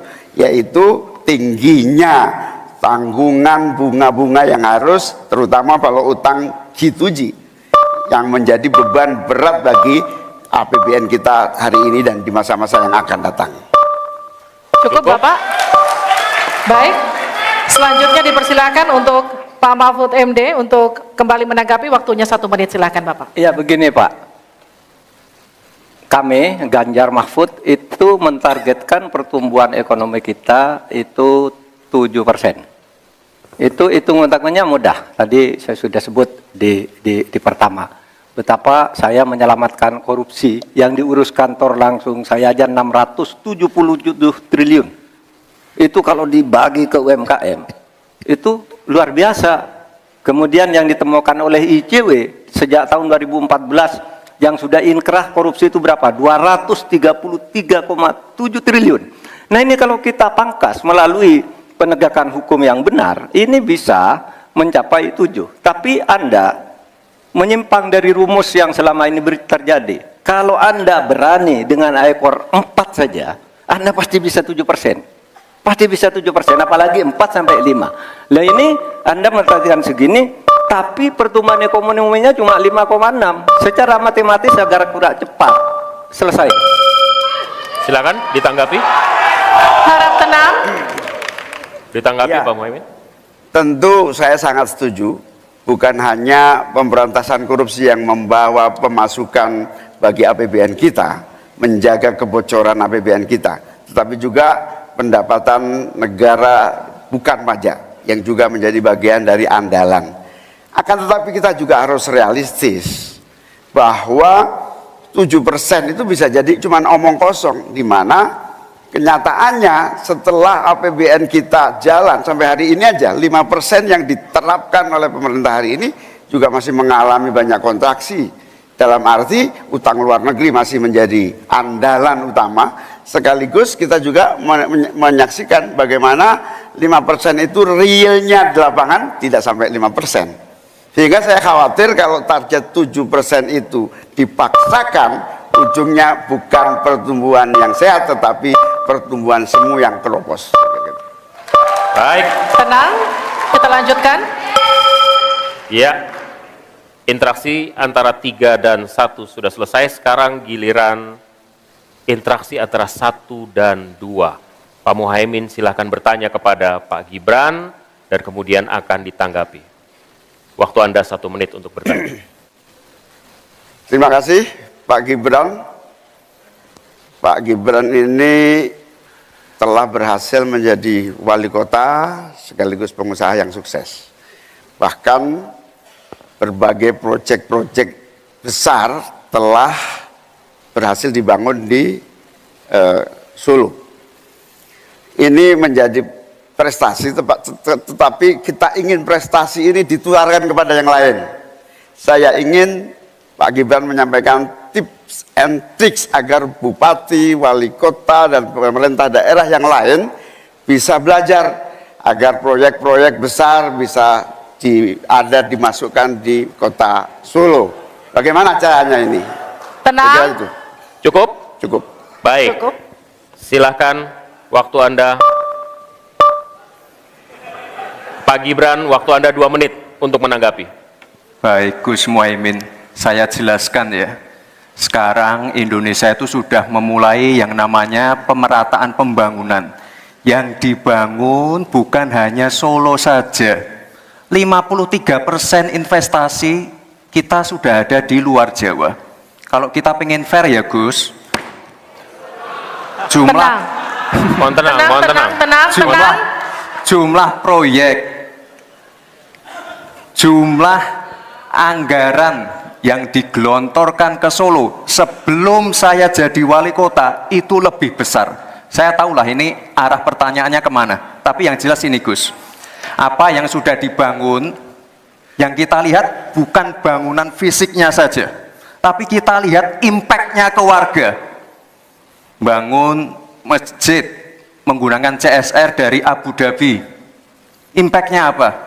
UMKM kita sekarang melesat, wisata kita melesat. Kemarin waktu Idul Fitri, kunjungan wisatawan ke Solo melebihi Jogja, itu impact-nya. Lalu kita lihat, kita punya kebun binatang Solo Safari, tidak pakai APBN. Masjid tidak pakai APBN. Tapi impact-nya apa? Impact-nya ke masyarakat. Jadi yang kita lihat ini Gus, tidak perlu tendensius seperti itu. Kita lihat impact-nya ke warga seperti apa? UMKM meningkat, kesejahteraan meningkat, lapangan pekerjaan terbuka. Itu yang kita lihat Gus. Jadi tidak melihat, oh ini dia anak emaskan. Enggak. Pemerataan pembangunan itu sudah terjadi di mana-mana, bukan hanya di Solo. Dan itu fakta loh Gus.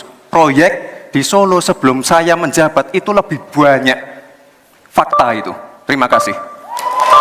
Harap tenang, kita akan lanjutkan. Masih lanjut ini. Silakan Pak Muhaimin untuk menanggapi, waktunya 1 menit. Ya, yang saya tanyakan belum dijawab.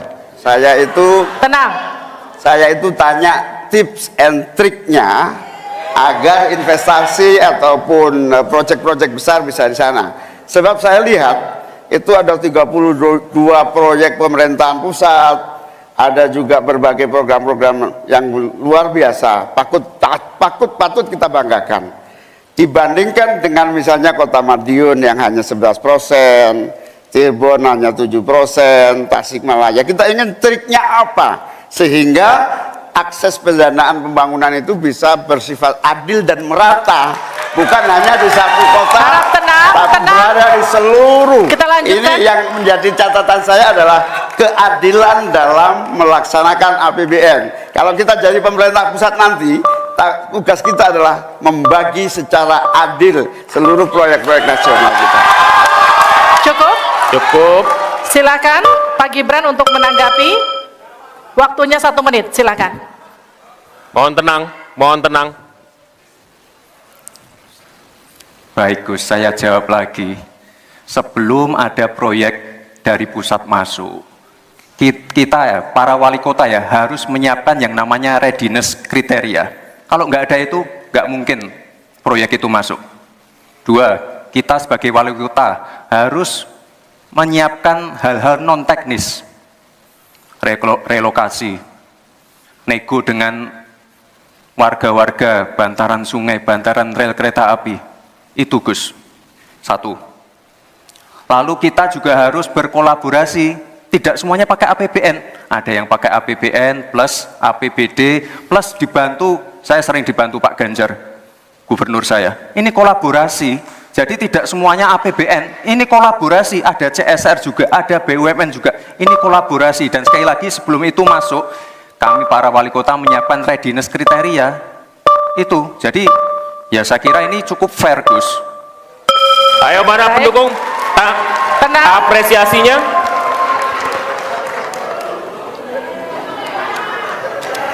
Kita berikan apresiasi untuk seluruh calon wakil presiden malam hari ini. One on one, sesi pertama sudah lewat, masih ada satu segmen lagi. Ketika calon wakil presiden bertanya dan berinteraksi dengan calon wakil presiden lainnya. Tetaplah bersama kami di debat kedua calon wakil presiden pemilu 2024. Anda kembali bersama kami di debat kedua calon wakil presiden pemilu 2024. Kita akan lanjutkan segmen tanya jawab antar calon wakil presiden di segmen ini. Jika sebelumnya kita mulai dengan calon wakil presiden nomor urut 2 yang bertanya, segmen ini kita akan mulai dengan sebaliknya, yakni calon wakil presiden nomor urut 3 yang akan bertanya kepada cawapres nomor urut 2. Namun kami akan kembali mengingatkan kepada para calon wakil presiden untuk melakukan tanya jawab sesuai dengan tema debat malam hari ini, yakni ekonomi, kerakyatan dan digital, keuangan, pajak, pengelolaan APBN dan APBD, investasi, perdagangan, infrastruktur, dan perkotaan. Untuk itu kami undang kembali Silakan para Bapak-bapak. calon wakil presiden untuk kembali menempati podium masing-masing. Kita dengarkan pertanyaan dari Cawapres 3 ke Cawapres 2. Sama rule-nya seperti tadi Pak Mahfud. Waktu Anda kami persilahkan. 1 menit, silakan Bapak. Baik, terima kasih moderator. Anda mengingatkan agar kembali ke tema debat. Karena tadi pertanyaannya itu carbon capture itu nanti debat keempat tanggal 21 Januari. Tapi saya tahu itu kan untuk menghindari tidak adanya regulasi sekarang ini agar tidak lagi terjadi penggundulan karena food estate seperti yang terjadi. Saya sekarang mau bertanya dalam topik ini. Di dalam visi dan misi Anda disebut kalau rasio pajak dinaikkan menjadi 23%. Dalam simulasi kami, angka itu hampir tidak masuk akal. Karena pertumbuhan ekonomi bisa 10. Padahal selama ini pertumbuhan ekonomi 5-6 gitu. Itu kalau Anda bisa menaikkan rasio pajak sampai segitu bisa 10%. Lalu bagaimana Anda mau menaikkan pajak? Orang mau insentif pajak aja orang tidak ngambil. Terima kasih. Assalamualaikum warahmatullahi wabarakatuh. Waalaikumsalam warahmatullahi wabarakatuh. Silakan cawapres nomor urut 2 untuk menjawab, waktu Anda 2 menit. Prof Mahfud, yang namanya menaikkan rasio pajak dan menaikkan pajak itu beda. Satu, gimana caranya menaikkan penerimaan pajak atau menaikkan rasio pajak? Saya tadi sudah bilang di segmen sebelumnya, kita akan membentuk badan penerimaan pajak dikomandoi langsung oleh Presiden, sehingga akan mempermudah koordinasi dengan kementerian-kementerian terkait. Itu. Jadi DJP dan Bea Cukai akan dilebur jadi satu, sehingga fokus dalam penerimaan negara saja, tidak akan mengurusi lagi masalah pengeluaran. Lalu sekali lagi digitalisasi penting. Saya melihat di Kementerian Keuangan juga sudah menyiapkan, tapi mungkin aplikasinya masih pada tahap testing and enrichment. Kita melihat sudah ada core tax system yang akan disiapkan. Ini nanti akan mempermudah proses bisnis, mempermudah proses administrasi, memperbaiki pelayanan pajak. Misalnya sekarang nanti ketika sistemnya itu keluar, ketika kita akan melaporkan SPT tahunan, kita tidak perlu lagi mengisi dan menghitung karena sistemnya sudah pre-populated, sehingga tinggal klik, tinggal konfirmasi, selesai. Mempermudah. Lalu untuk masalah pertumbuhan ekonomi, Pak, tadi saya bicara masalah hilirisasi, bicara masalah investasi. Sekali lagi, Pak, tadi saya baru bicara masalah nikel, kita belum bicara masalah tembaga, boksit, timah, tembaga, bioetanol, bioaftur, biodiesel. Oh, kita kalau serius ya Pak ya, kita benar-benar bisa menjadi raja energi dunia Pak. Tapi kita harus serius dan harus fokus dan harus ada keberlanjutan dan penyempurnaan. Matur nuwun Prof. Mahfud. Harap tenang, kita lanjutkan. Kita beri kesempatan kepada Bapak Mahfud MD untuk menanggapi. Waktunya 1 menit, silakan Ya, Bapak. Mas Gibran yang terhormat, apa sih perbedaan antara penerimaan pajak dan tax ratio? Anda bicara 23%, 23% dari apa ini? Kalau Anda bicara bahwa beda antara penerimaan pajak dan rasio atau tax ratio pajak. Kan kalau persen kaitannya dengan PDB, apa 23% dari APBN atau apa? Kalau 23% dari APBN itu salah. Karena sekarang aja sudah 82%, dengan tax ratio sekarang hanya 10,5, sumbangan terhadap APBN itu 20%. Saya ingin tanya, 23% itu dari apa? 23% dari PDB atau dari APBN atau apa untuk menaikkan pajak? Hati-hati loh. Rakyat itu sensitif kalau pajak dinaikkan. Karena kita sudah berkali-kali nawarkan tax amnesty, juga tidak jelas hasilnya. Kemudian tax pajak itu, insentif pajak sudah ditawarkan oleh pemerintah, benar tidak Pak yang mau?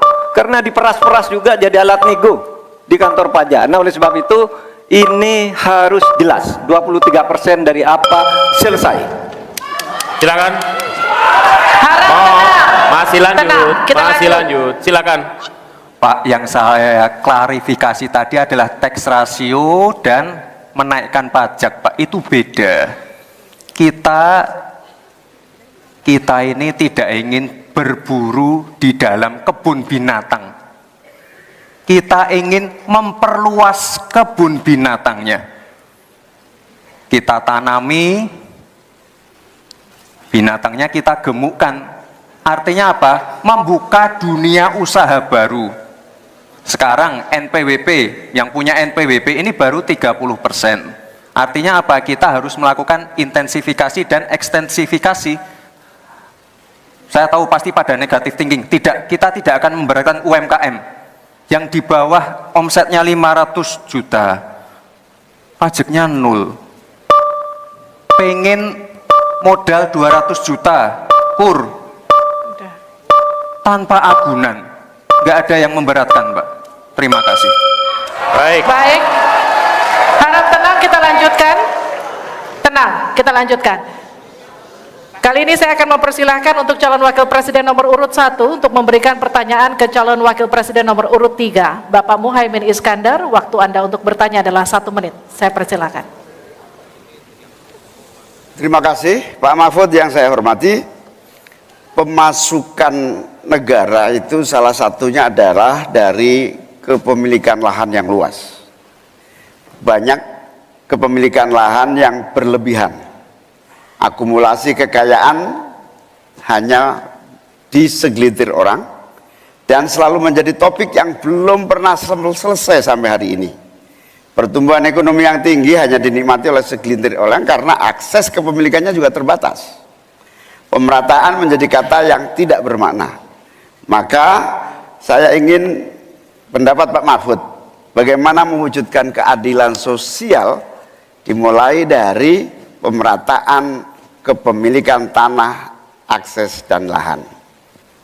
Karena kalau sampai hari ini begitu, maka tidak akan pernah ada kemampuan rakyat untuk mengakses modal ekonomi. Terima kasih. Baik, silakan Pak Mahfud untuk menjawab. Waktu Anda untuk menjawab 2 menit, kami persilakan Bapak. Caimin, itu diskusi sudah lama. Sejak zaman Bung Karno itu dulu mengeluarkan undang-undang land reform, redistribusi lahan itu tadi. Yang sampai sekarang itu tidak jalan meskipun undang-undangnya masih berlaku. Kenapa? Lagi saya katakan, ini pada aparat, pada kedisiplinan kita, pada penegakan hukum kita. Itu masalahnya sebenarnya. Coba sekarang ini, kalau data yang pernah saya dengar dari Pak Prabowo beberapa tahun lalu, 1% penduduk menguasai 75% lahan. 99% penduduk berebut mengelola hanya 20% lahan sisanya. Memang timpang. Oleh sebab itu, upaya-upaya pemerataan itu harus terus dilakukan. Nah caranya, saya sebelum masuk ke caranya tadi, caranya tentu kita lihat fakta yang ada di lapangan. Betapa sekarang ini banyak lahan itu diperoleh secara kolusi yang tidak jelas. Saya pernah dikritik, Pak, kenapa ini pemerintah ini sekarang kok lahannya tidak jelas, diserahkan ke orang semua, rakyat tidak kebagian. Saya tanya, mana daftar lahan? Saya minta ke Kementerian Pertanian. Oh, ini dibuat tahun sekian, ini tahun sekian, ini tahun sekian, tahun sekian. Saya tahu di mana masalahnya dan siapa yang membuat ini. Ini yang harus ditertibkan. Apalagi sekarang lahan-lahan ini tiba-tiba diduduki orang. Diduduki orang sampai puluhan tahun, negara diam aja. Bahkan mau diberi ampun. Kemarin itu, diberi pengampunan pajak. Saya bilang, ini harus pidana, masuk. Gitu. Dia menguasai tanah 22 tahun tidak bayar pajak lalu diberi ampun asal mulai baik-baik kembalikan seandainya pajak. Anda bisa, saya bilang. Nah sekarang dia ini sudah masuk pidana dan sudah inkrah. Nah itu saya kira jalan yang keluarnya itu kedisiplinan kita menegakkan aturan. Itu saja saya kira jawaban yang menurut saya simpel dan tepat. Selesai. Baik, silakan Pak Muhaimin untuk Harap tenang, memberikan tenang. Kita tanggapan dari jawaban Pak Mahfud tadi. Terima kasih. Yang disampaikan Pak Mahfud kurang satu hal saja, yaitu harus ada political will, kemauan politik yang sungguh-sungguh, sekaligus memanfaatkan instrumen hukum yang memadai. Saya ingat debat Pilpres 5 tahun yang lalu, ada komitmen untuk membagi lahan dengan menggunakan land reform dengan istilah, menurut waktu itu kita istilahkan dengan distribusi kepemilikan lahan.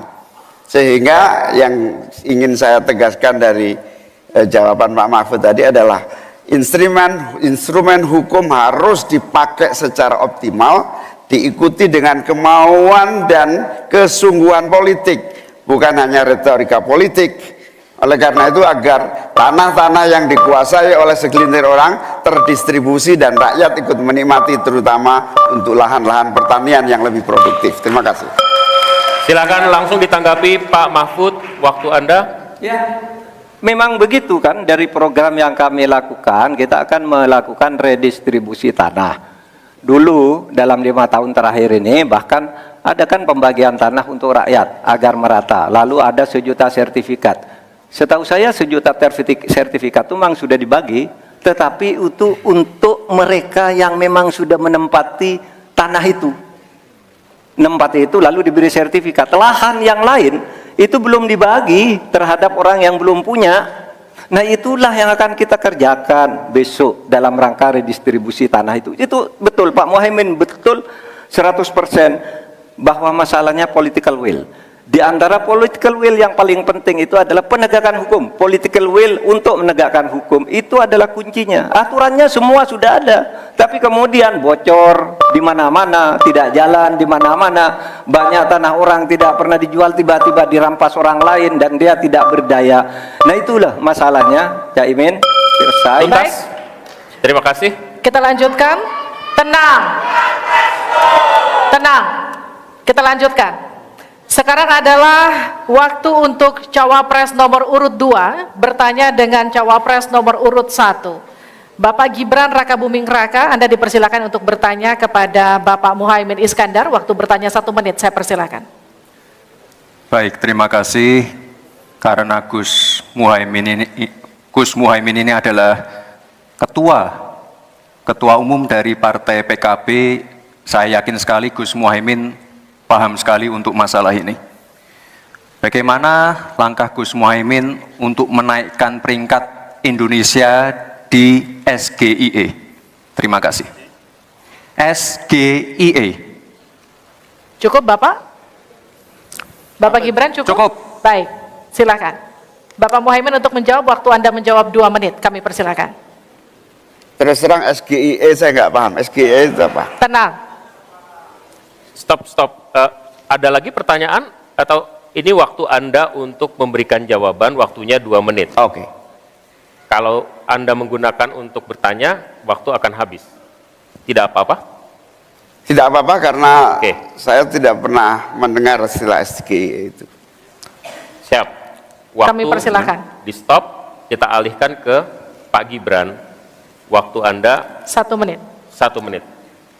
Baik, Gus, kita kan sedang fokus mengembangkan ekonomi syariah, keuangan syariah. Otomatis kita harus ngerti juga masalah SGIE. SGIE itu adalah State of Global Islamic Economy. Misalnya sekarang yang sudah masuk peringkat 10 besar adalah makanan halal kita, skincare halal kita, fashion kita. Nah, itu yang saya maksud, Gus. Dan ya mohon maaf kalau pertanyaannya agak sulit ya, Gus. Terima kasih. Harap tenang. Tenang. Mohon kerjasamanya. Waktu Anda, Pak Muhaimin, 1 menit untuk menanggapi. Terima kasih.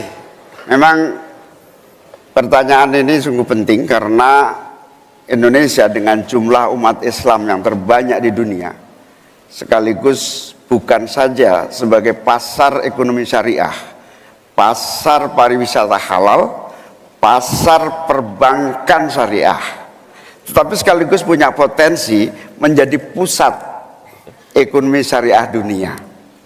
Nah, posisi kita yang masih di bawah ini membutuhkan langkah-langkah penting agar yang disebut SGIE ini menjadi kita menaikkan peringkat kita. Ada beberapa hal yang bisa kita lakukan.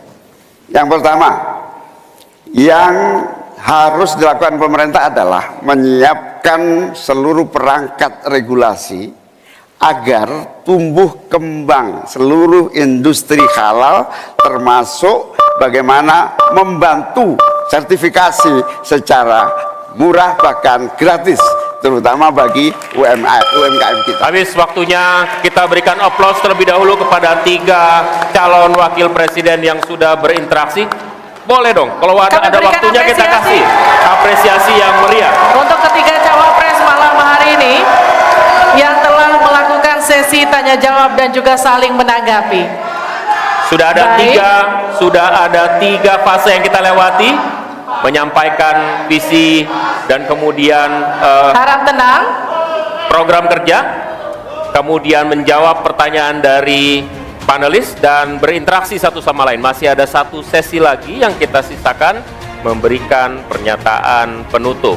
Tapi itu nanti kita tahan dulu, kami akan kembali di debat kedua calon wakil presiden pemilu 2024. Anda kembali bersama kami di debat kedua calon wakil presiden pemilu 2024. Ini adalah segmen terakhir di debat kedua malam hari ini. Ya, di sesi ini sebelumnya kita undang untuk hadir di depan podium Pak Kami Muhaimin, undang kembali. Pak Gibran. Kami masih menunggu Pak Mahfud. Silahkan maju ke podium. Silakan. Pak Mahfud nampaknya berganti pakaian. Baik, kita tunggu. Ini adalah sesi terakhir di mana kita akan, mohon tenang. Harap tenang. Di sesi ini kita akan dengarkan pernyataan terakhir, closing statement, pernyataan pamungkas yang disampaikan oleh calon wakil presiden yang sudah berdebat malam hari ini dengan berbagai topik dalam topik besar ekonomi. Kesempatan pertama kami berikan kepada calon wakil presiden nomor urut 1 Bapak Muhaimin Iskandar untuk menyampaikan pernyataan penutup. Waktu Anda 2 menit. Terima kasih. Sarung adalah simbol kesetaraan dan keadilan. Sarung itu lembut, tapi di tangan orang yang baik bisa jadi selepet atas ketidakadilan dan kecurangan. Yang tidak ada dalam kebijakan ekonomi kita saat ini adalah keberanian untuk mewujudkan aturan main yang adil dan keberanian untuk berpihak kepada rakyat. Itulah kenapa kami menggagas Slepetnomics sebagai solusi ekonomi kita. Segala ketidakadilan kita selepet. Selepetnomics adalah gagasan ekonomi yang sudah diuji oleh para pakar dan berbasis pada pengalaman batin dan juga pengalaman rasa. Ke depan, proyek yang menyedot begitu banyak uang rakyat hanya untuk memenuhi selera tertentu, kita harus selepet. Kita hadirkan perubahan berupa pemerataan dan pembangunan kota-kota dan desa-desa di seluruh Indonesia. Ke depan, kecurangan pembuat aturan yang merangkap sekaligus pemain bisnis harus kita selepet. Kita bangun kesetaraan bagi semua pelaku usaha untuk maju bersama. Dengan Selepetnomics kita pastikan pembangunan ekonomi Indonesia dikerjakan pakai hati, pakai otak. Sekali lagi, pembangunan Indonesia dilaksanakan pakai hati, pakai otak. Mari kita berdoa, semoga insya Allah saya dan Mas Anies memimpin Indonesia, kita kerjakan pembangunan dengan menggunakan pakai hati, pakai otak. Semoga kita senantiasa diberi kekuatan untuk mewujudkan perubahan bagi bangsa kita. Amin. Baik. Ingin dimanfaatkan waktunya cukup Bapak? Kita lanjutkan ke calon wakil presiden nomor urut 2, Bapak Gibran Rakabuming Raka untuk menyampaikan pernyataan penutup. Waktunya 2 menit, kami persilahkan Bapak.